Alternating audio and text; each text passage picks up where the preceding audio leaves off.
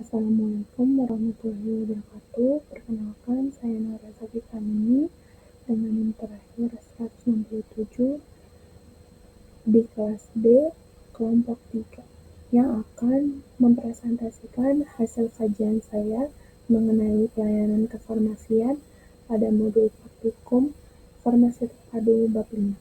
Pada kesempatan ini, saya akan membahas secara lengkap mulai dari tinjauan umum, pengadaan farmasi, pelayanan farmasi klinik, jenis kegiatan yang dilakukan, hingga tugas dan praktikum. Saya berharap melalui presentasi ini, kita semua dapat memahami lebih dalam peran penting apoteker dalam pelayanan kefarmasian di fasilitas kesehatan, baik dari aspek manajerial maupun aspek klinik. Selanjutnya, saya akan membahas mengenai tinjauan umum.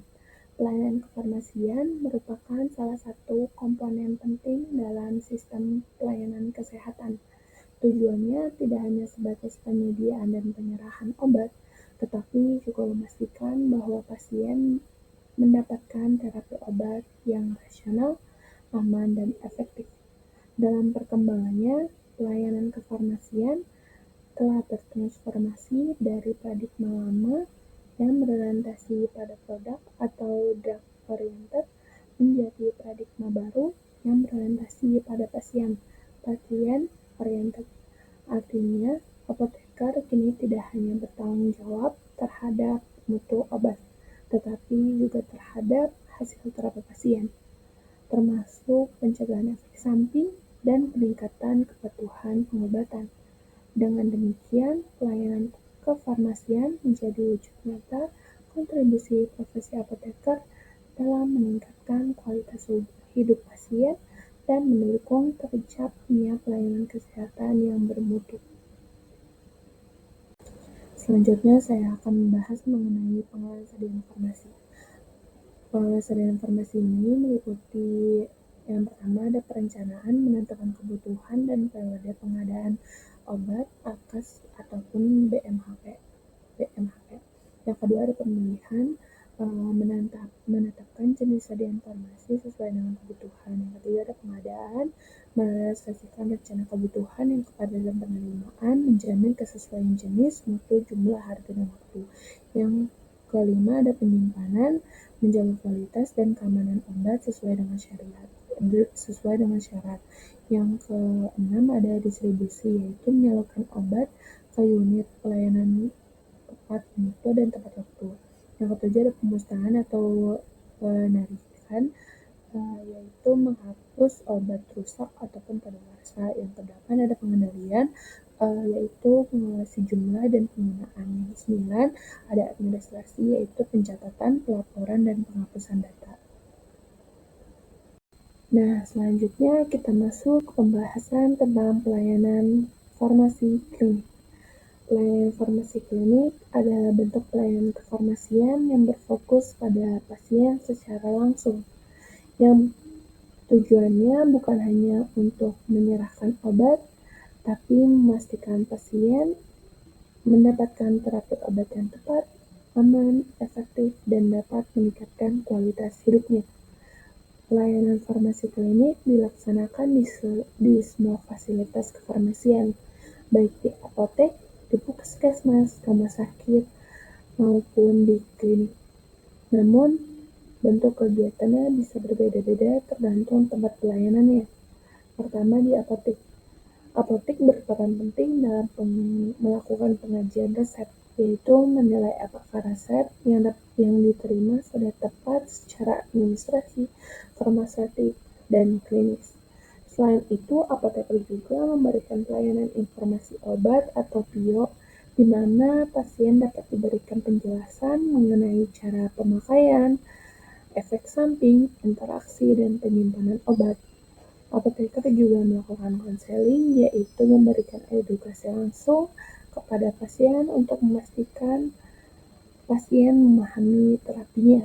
Kemudian ada kegiatan PTL atau pemantauan terapi obat, serta MESO, yaitu monitoring efek samping obat. Kedua, di puskesmas. Nah, kegiatan farmasi di klinik di puskesmas itu meliputi penyerahan obat, bio, dan konseling, terutama untuk pasien penyakit kronis seperti hipertensi dan diabetes. Selain itu, apoteker juga berperan dalam pemantauan efek samping obat, agar terapi yang diberikan tetap aman dan sesuai dengan kondisi pasien. Ketiga, di rumah sakit. Nah, pelayanan farmasi klinik di rumah sakit jauh lebih luas. Di sini, apoteker tidak hanya mengkaji resep, tapi juga melakukan rekonsiliasi obat, yaitu memastikan obat yang digunakan pasien selama dirawat konsisten dengan riwayat pengobatan sebelumnya. Apoteker juga melakukan kegiatan PIO, PTO, MESO, dan EPO atau evaluasi penggunaan obat untuk menilai apakah obat yang diberikan sudah rasional sesuai indikasi dan kondisi klinik pasien. Dan yang terakhir, di klinik, apoteker melaksanakan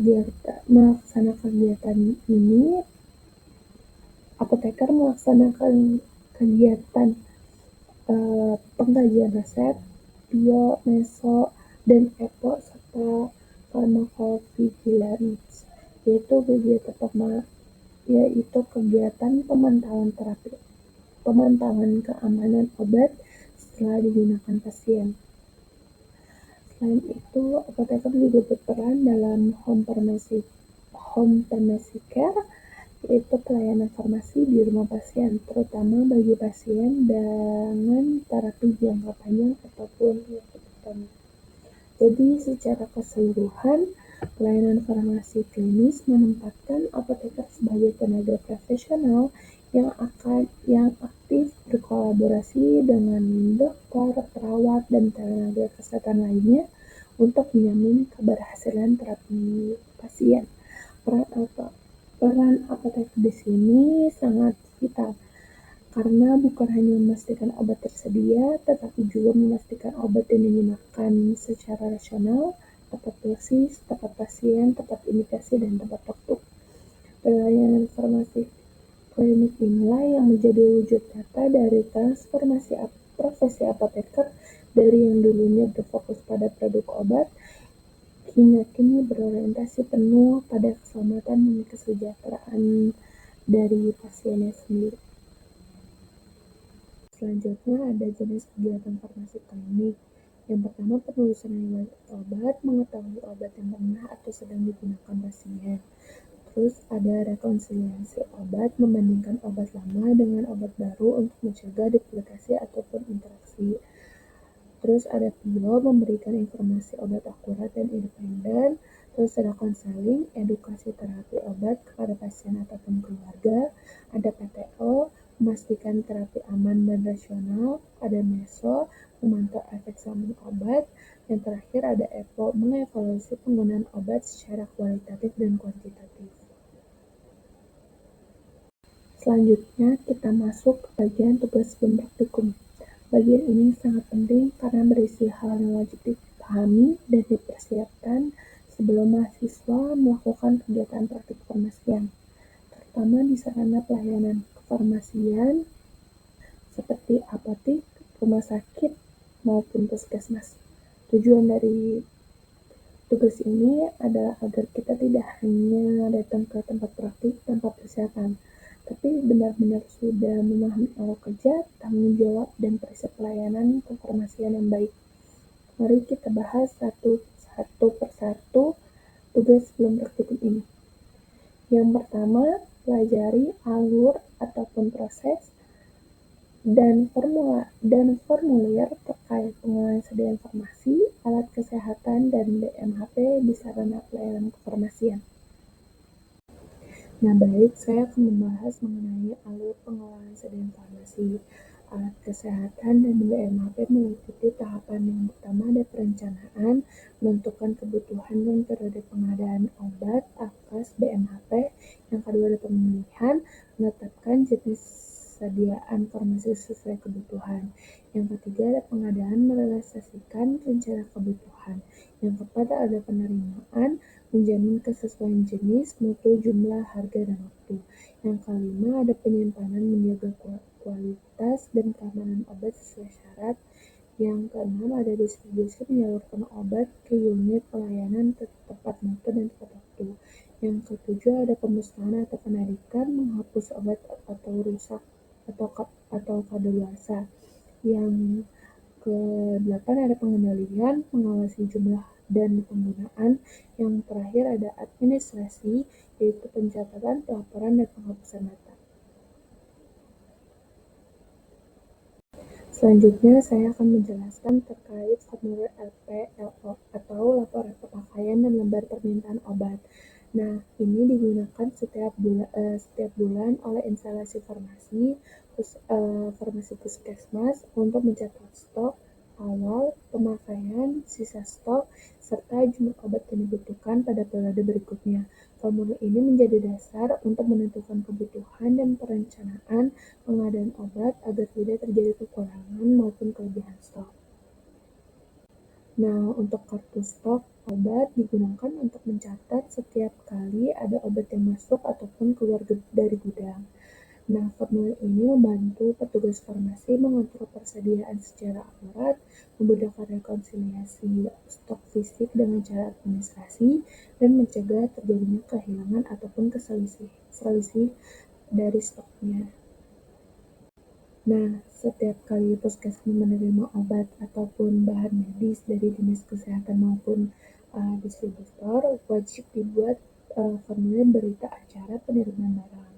Nah, formulir ini bertugas untuk sebagai bukti resmi bahwa barang telah diterima dalam kondisi baik dan sesuai jumlah pemesanan. Berita acara ini penting untuk keperluan audit, laporan, dan pengendalian mutu dalam proses pengadaan obat. Formulir penghapusan obat rusak ataupun kadaluarsa digunakan untuk melaporkan dan memusnahkan obat yang sudah tidak layak pakai.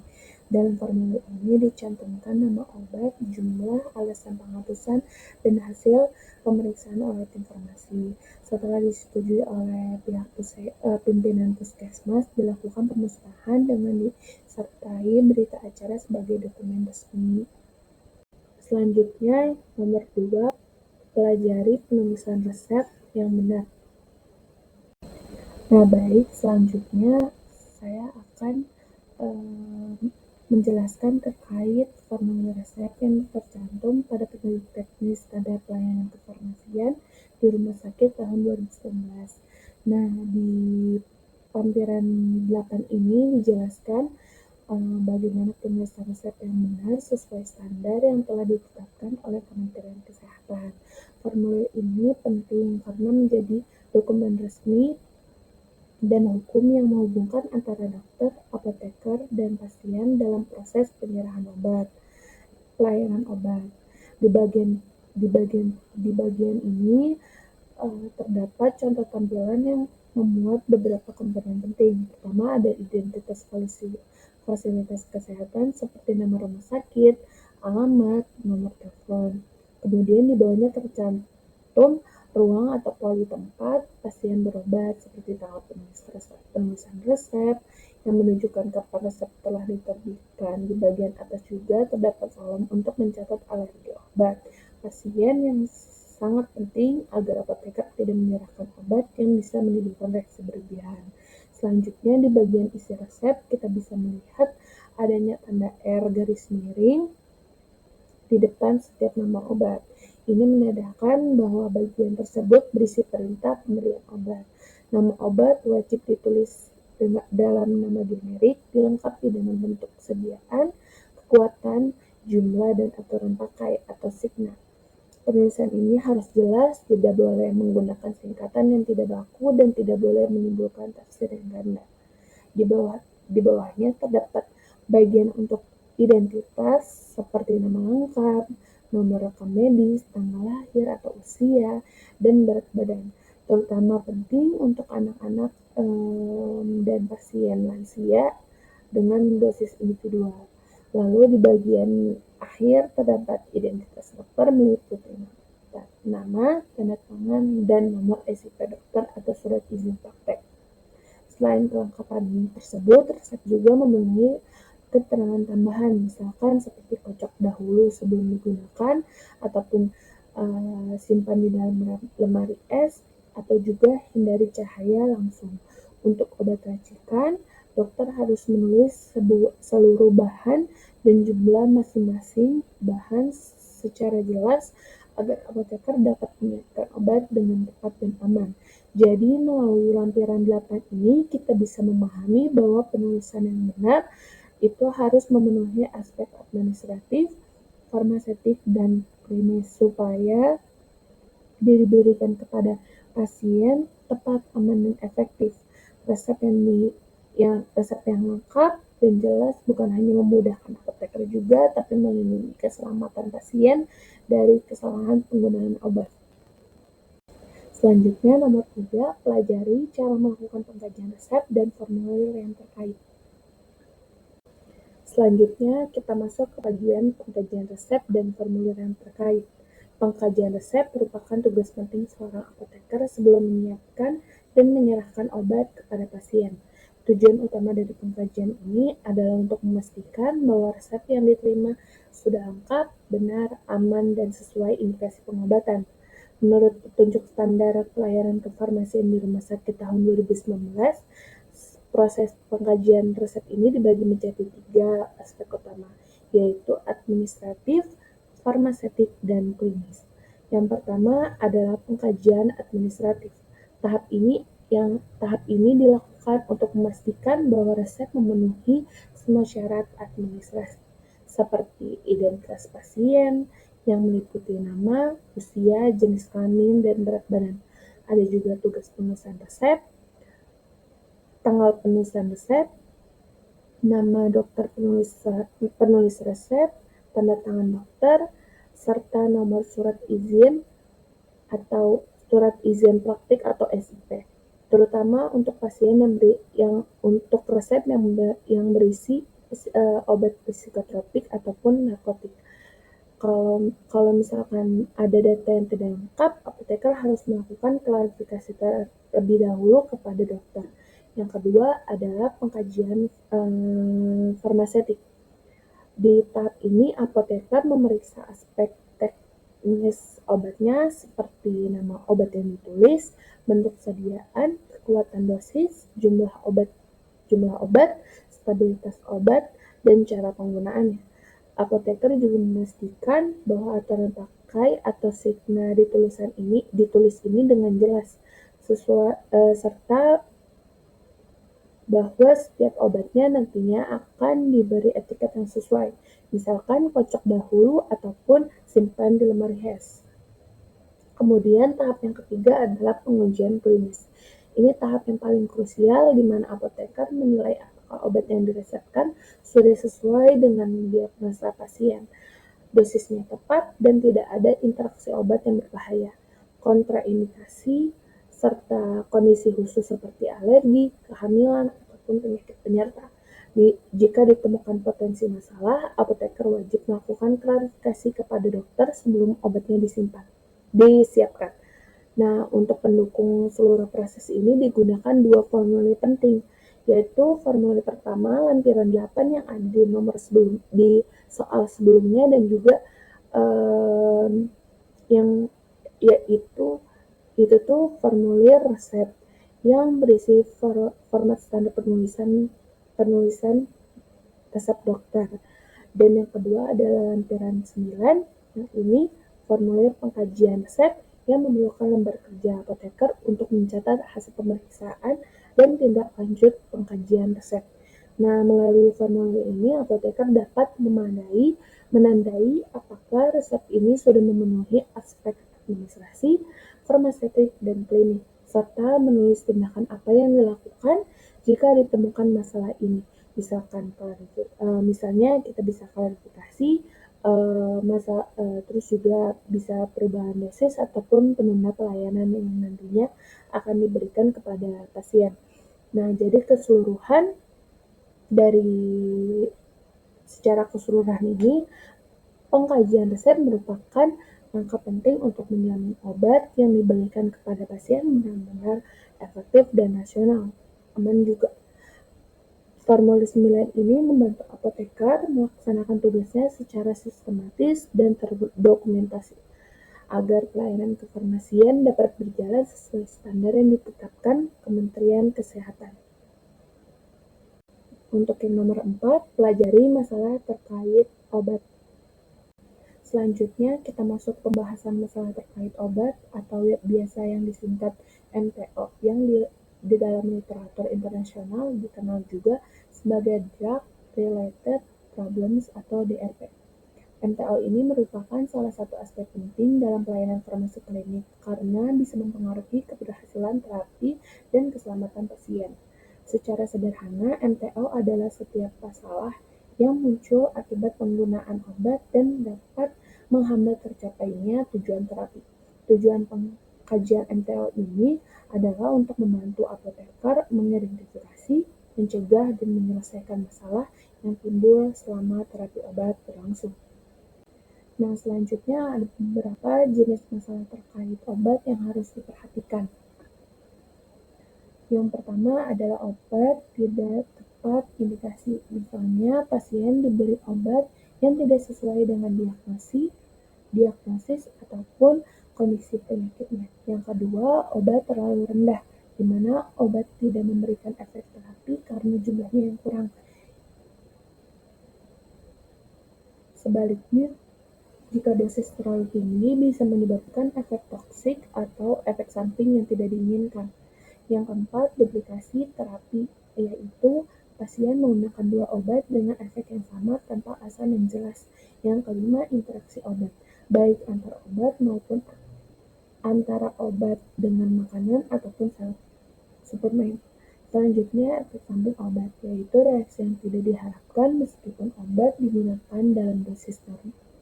Kemudian ada ketidakpatuhan pasien, seperti lupa minum, menghentikan pengobatan sendiri, ataupun tidak mengikuti aturan pakai. Dan yang terakhir, kontraindikasi, yaitu penggunaan obat pada kondisi pasien yang seharusnya tidak diperbolehkan karena risiko bahaya.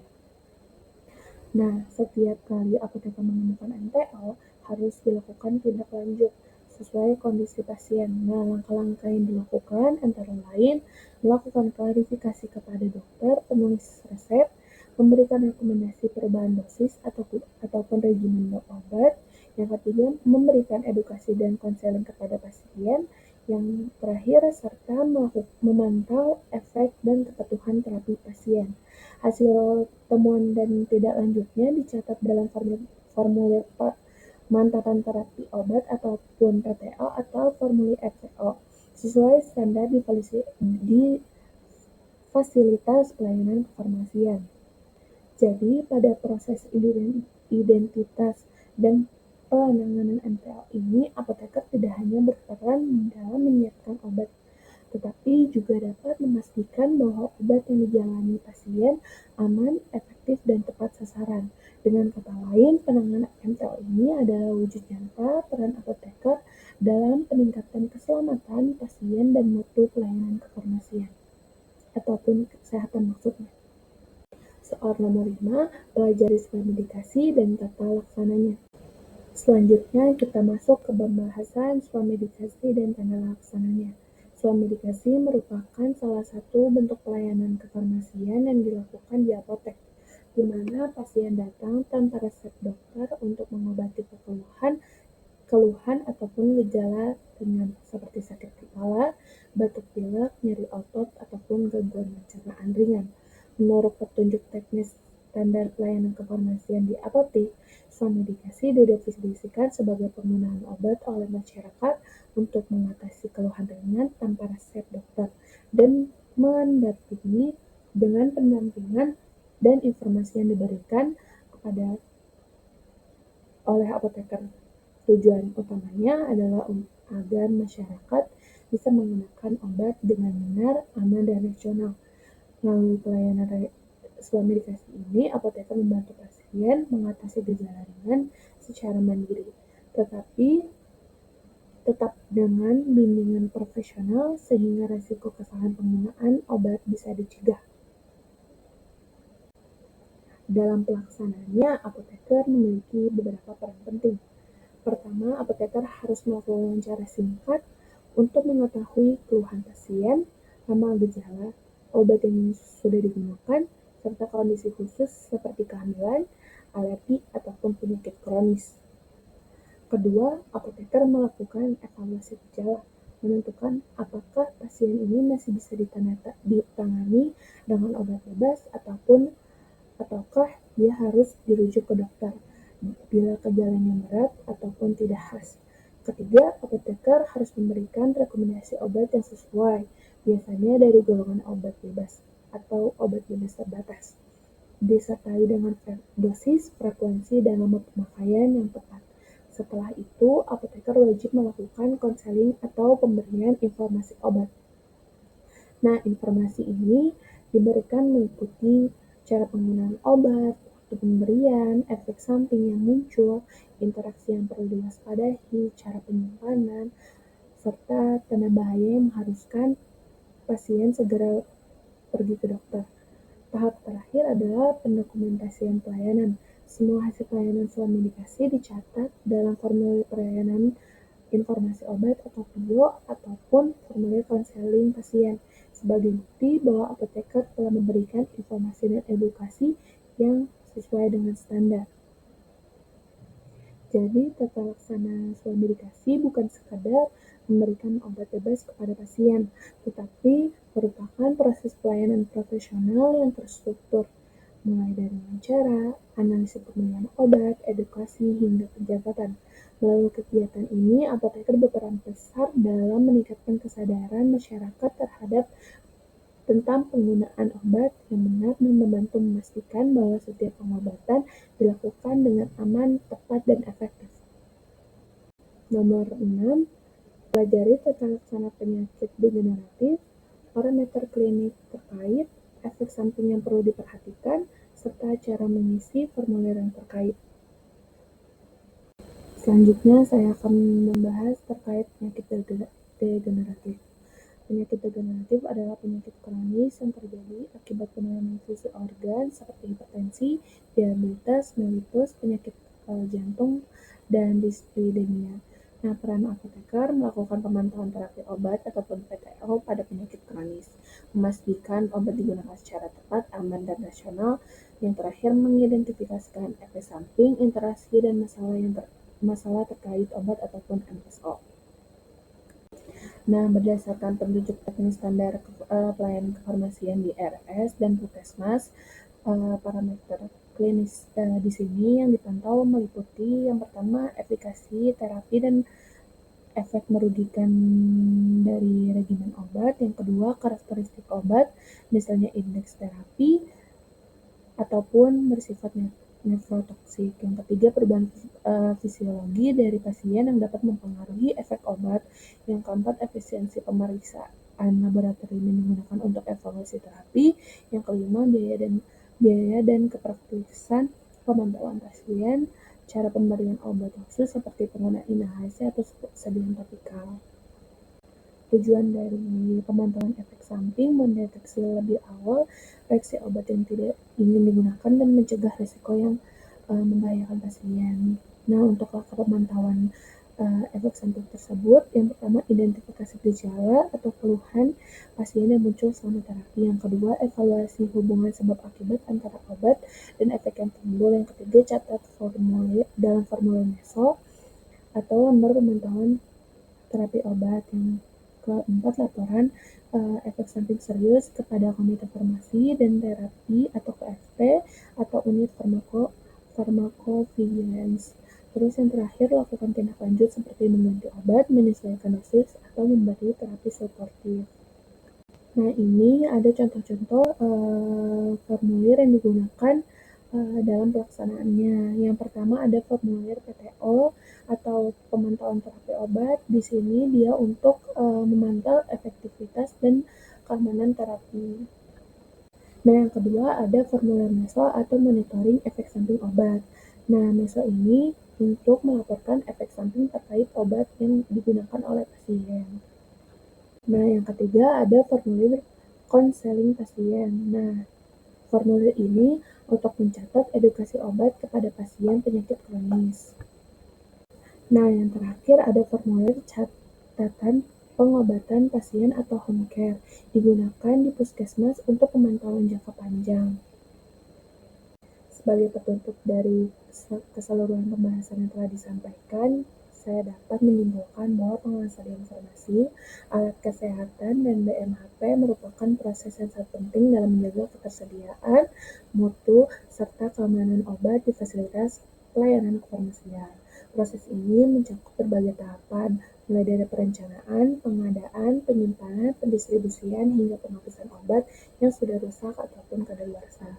Seluruh kegiatan ini tidak hanya membutuhkan ketelitian, tetapi juga sistem administrasi yang baik melalui penggunaan berbagai formulir pendukung seperti LPLO, kartu stok obat, berita acara penerimaan, dan formulir penghapusan obat. Formulir-formulir ini juga membantu memastikan setiap kegiatan tercatat dan jelas, juga transparansi dan dapat dipertanggungjawabkan sesuai dengan standar kefarmasian. Sekian, kurang lebihnya mohon maaf. Wassalamualaikum warahmatullahi wabarakatuh.